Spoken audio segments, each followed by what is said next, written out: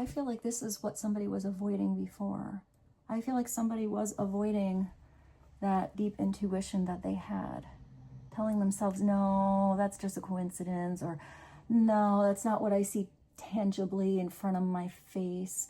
If somebody is an avoidant, it could be a runner. It could also be somebody who's avoiding pain.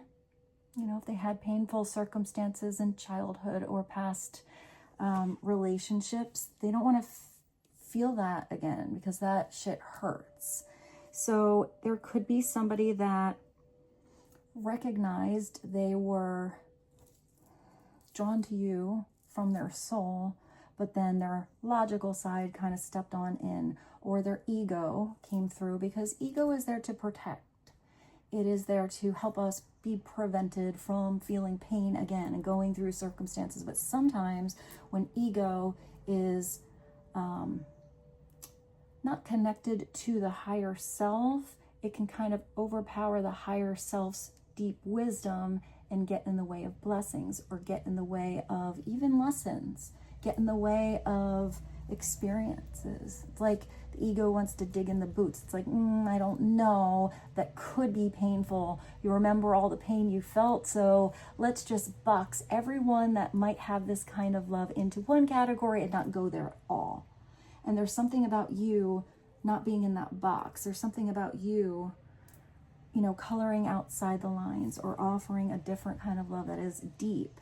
But if somebody only had skimmed the surface on what love could be, or only had experiences where as soon as they got vulnerable and felt those ripples of emotions on their beautiful mermaid tail, that something kind of wiggled away out of their life and they felt that loss, that hurt, that strain, that stress.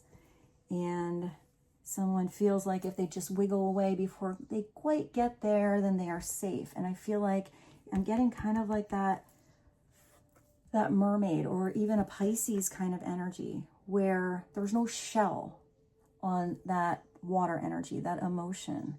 So when there's no shell, all of those little ripples, no matter how far away they are, and I feel like those ripples are your energy or your love coming in.